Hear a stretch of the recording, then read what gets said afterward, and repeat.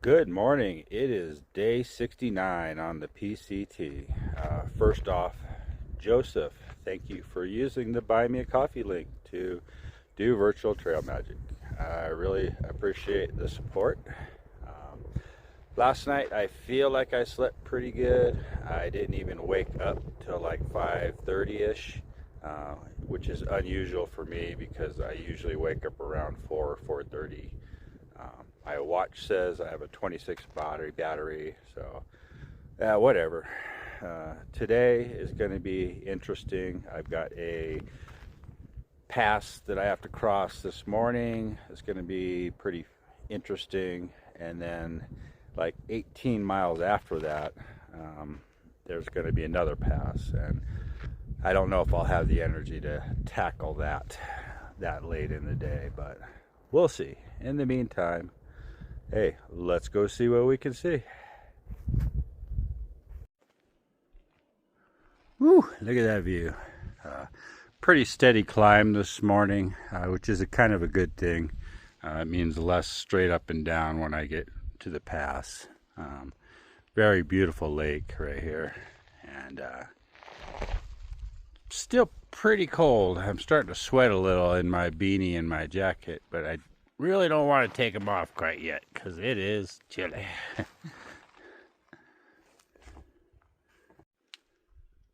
Yeah, somewhere up there is Glen Pass. Not a clue where.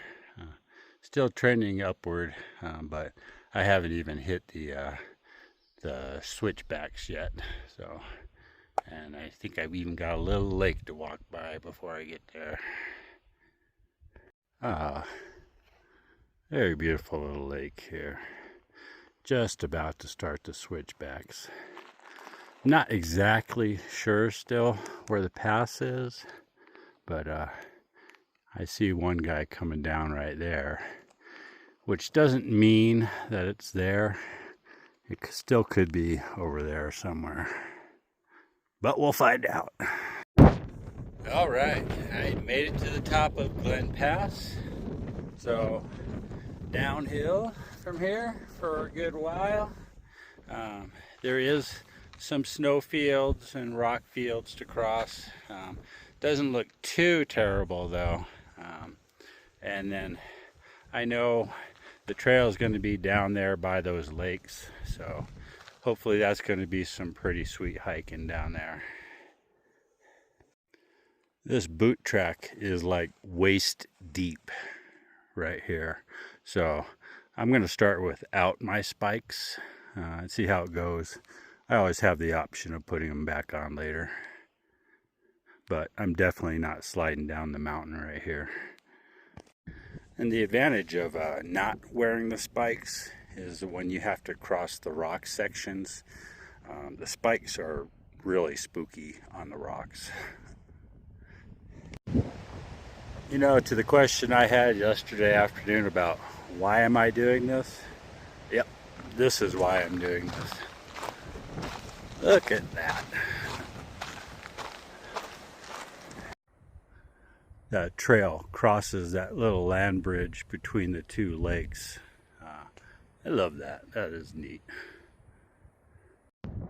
So I was just coming down the trail there from that little saddle, which comes to here, and Whitney there told me that just as I was coming down, there was a bear and a cub going up that little ridge right towards where I was coming down. And the really funny thing is I was just thinking about bears and mamas and cubs as I was coming down that trail. Well, I'm going to try a little rock hoppy here, but I think that one spot right there is going to get 1 foot a little bit wet. Right. Maybe not. Maybe I can bridge those two. Let's give it a shot. All right, that wasn't too bad. I did get one shoe a little bit wet. Not the end of the world. Man, that water is so clear, you know, in these little islands that are kind of dotting the lakes, or just Super cool. Check out the ranger station. Yep. Nice little cabin in the woods. I don't know if it's manned or not, but I'm not going to go up and bother them in case it is. And that is Arrowhead Lake.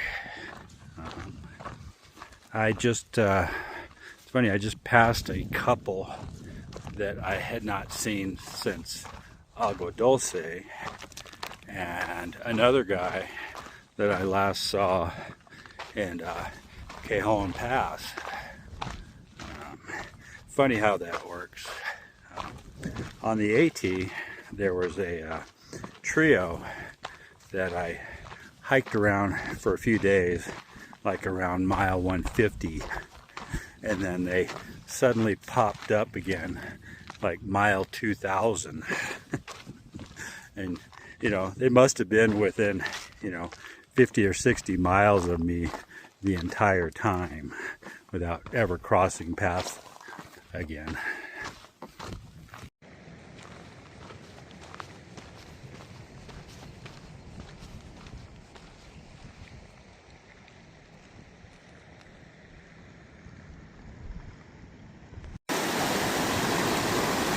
Whale poop.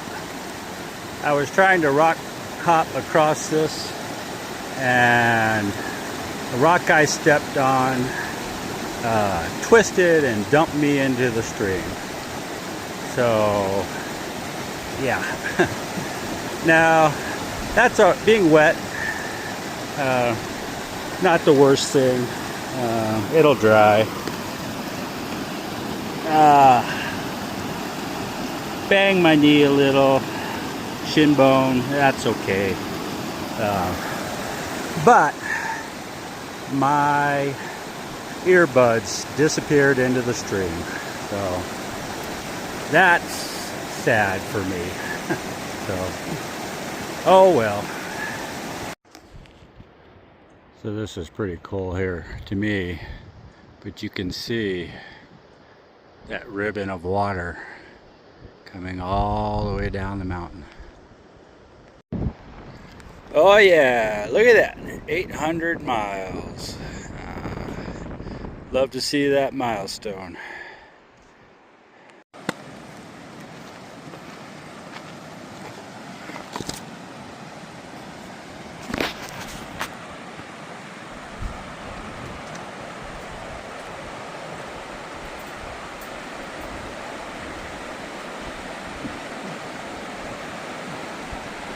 Alright, well, I was going to film myself crossing this, but yeah, it's pretty bouncy, and I don't want to drop my phone in the water like I dropped my earbuds, so see you on the other side.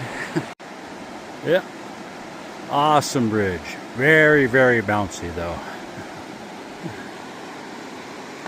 And stairs at this side. Does anybody want to go for a quick water slide? I think you'd end up back at Kennedy Meadows.